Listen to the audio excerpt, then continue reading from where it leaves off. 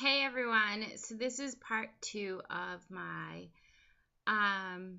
1 year later story. So this is my hair today because I had a splitting migraine yesterday. It was like the worst thing ever. So I'm feeling better this morning, so that's a good sign. Not that I want to go to work, but I'm gonna go.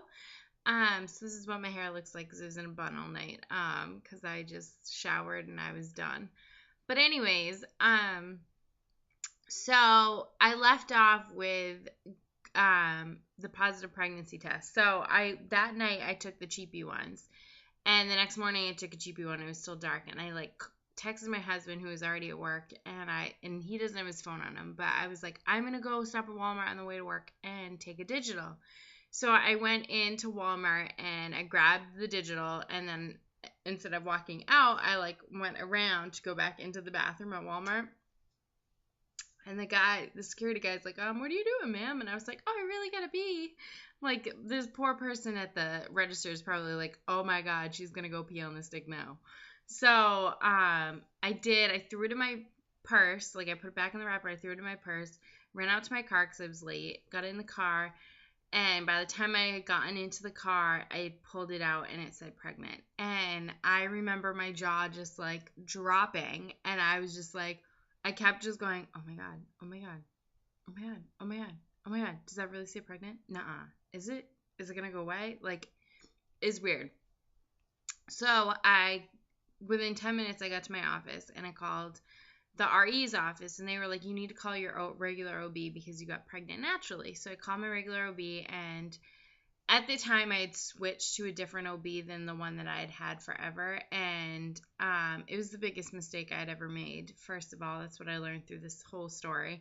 But I called them and they were like, okay, we'll make an appointment for 8 weeks. And I was like, no. I've been going through infertility treatments. Like, I want my beta levels checked. I want my progesterone checked. Like, I'm not on anything. Like, I need something. And so they were like, all right, fine, we'll do it. Like, we'll put the blood work in, go get it done. So I went that night and I got it done. But back up during lunch, I went to Target and I took another test and it still said pregnant, just so you know. So I went and got my blood work done that night, and the next day I got a call, and the nurse called me, who I actually is a mutual friend, I guess. I know her through one of my good friends.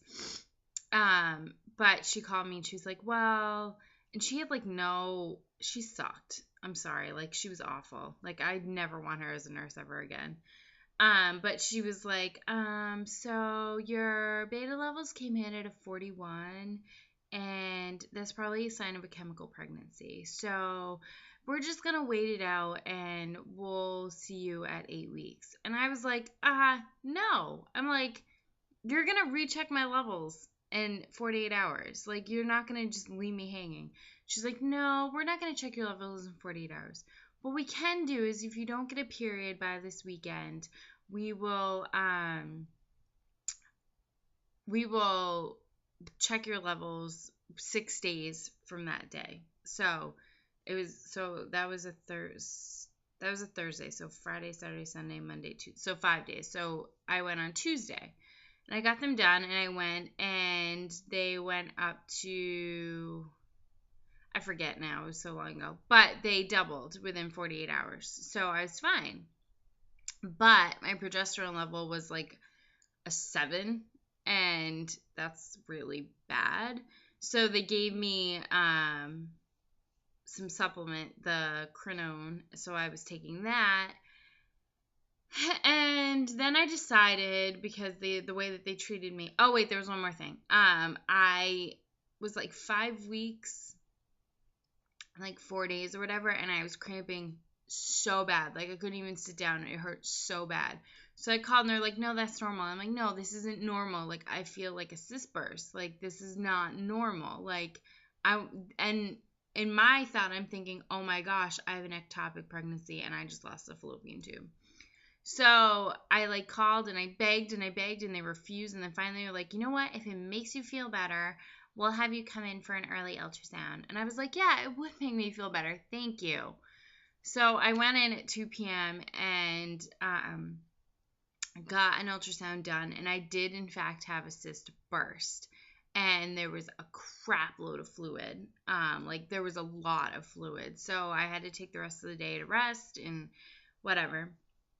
But in that ultrasound, we did see the yolk sac. So we didn't see a fetal pole, but we saw the yolk sac. So I was like, oh, okay, it's in the uterus, like it's in the spot it's supposed to be, perfect. So after that whole episode, I was like, I texted my friend who had miscarried and was pregnant again, and she was, like, you need to go back to our doctor. Like, she's awesome. Like the second pregnancy, she saw her all the time and was like, taking care of her and like being awesome. So I was like, all right, I'm going back. So I switched back to my other doctor, and they were incredible during this whole experience. And I can't imagine like being with any other doctor or team, because they are just fantastic. So I switched back to them, and they rechecked my levels because they couldn't get the levels from the other doctor, and they did it in 48 hours, and it wasn't doubling, and it wasn't rising appropriately, and my progesterone level hadn't budged on the Cronone. It was still a 7. So they gave me this other stuff that looks like little rockets that, like, yeah, I don't know the name of the drug, but it's a progesterone supplement. So I started taking those, and my level got up to a 9. And then I went in for a 6-week ultrasound, and we heard a heartbeat, and it was perfect. Unfortunately, my husband couldn't come. And then at 7 weeks, I had another one, and we heard the heartbeat again, and the baby was growing, and it was fabulous. And then at 8 weeks, my husband came with me. We had met with the doctor, and we had the ultrasound. We met with the nurse, and we set up a plan, and they went in, and the heartbeat was beautiful, and the baby was beautiful. And then the tech was like, like she was doing measurements, and I heard her I don't know if she talked to the doctor, she told me, but she was like, the baby's measuring right on time, but it's like my uterus wasn't on time. Like it was small. And, well, at the time, like 2 weeks before, I forgot to say this, the baby was measuring behind, so my date got pulled back like a week. And then the baby was measuring on time, but my uterus wasn't. So it was weird. Like, I really don't know how many weeks I really was when I miscarried. It doesn't even say in my paperwork, because it's anywhere between 10 and 12 weeks is when I miscarried. Because there was no real measurement. Nothing matched. The uterus didn't match the baby didn't match the uterus. Like, there was no whatever. And so she told the doctor, I think we should see her again next week, just to make sure that that it's growing, and that it was just, an angle or whatever. And I think that was my last. I must have been 9 weeks when that happened. I was 9 weeks. Yeah, I was 9 weeks, because our 8 week we didn't have an ultrasound. So 9 weeks when that happened. That weekend, we told my family. I surprised my sisters and my dad. My mom knew, but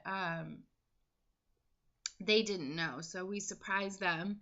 And it was a really exciting moment. And we went away to this huge fair we have out here, and had a family day, and it was great. And at the end of the day, there was a double rainbow, and it was beautiful, and I will never forget that moment. And it was fabulous. Everything was perfect, and everything was going great. And then Thursday morning, I woke up at 4:00, and I was like, I felt like I was bleeding, like I had my period, and I freaked out. Or it was 2:00, and I was like, I'm not getting up. So I tried to go back to sleep until 4, and then I got up, and I went to the bathroom, and I started spotting. And between 4 and 7, when I called the doctors, all my symptoms disappeared. Like, my main symptom was my boobs were killing me like the entire time. Like I couldn't even like walk. They hurt so bad. And when I had woken up originally, they still hurt because I was like the first thing I did was like, oh my god, do they still hurt? They still hurt. Okay, I'm fine. And then before I called the doctor, I touched them and it was gone. It was like instant. And I was like, I knew at that point that we had miscarried. So I called the doctors and they were like, it's normal to spot like at this time, you're okay. Like we'll bring you in. Let's have an ultrasound at 11 o'clock. And I went in and we went in for the ultrasound and there was a beautiful baby there, but with no heartbeat. So that led us to the next part, which I'll do a part 3. So this is just leading up to the miscarriage. So I miscarried on 10/4/2012, so October 4th. And the following day, I would have a scheduled D&C on October 5th, 2012. So my next part 3, I'll talk about the D&C and recovery and all of that lovely junk. But yeah, so this is almost exactly 1 year later from the positive pregnancy test. I think it was August 24th, if I remember correctly. And it's crazy. It's been a year. So I will do part 3 of my D&C and the recovery, and I will see you guys later. Thank you for listening to my story. I just feel like this is so therapeutic for me right now before going into IVF and the timing of everything and talking about it, because I don't really talk about it anymore because it's a year later. So it feels good to talk about it and not be like hysterically crying. Which, as most of my viewers know, I cry all the time. So I'm actually holding myself together pretty well. But it feels good to talk about it. And it happens. And it happens to a lot of women. And a lot of women, probably don't even know it happens. Most of us would know because we're going through infertility treatments. But a lot of women don't even know that they miscarry. So, it's hard no matter what. Once you see that positive sign, I think it's just incredibly difficult to imagine going through what I went through. But I went through it, I got through it, and I'm here. So I will do part 3 soon, and I'll talk to you guys later.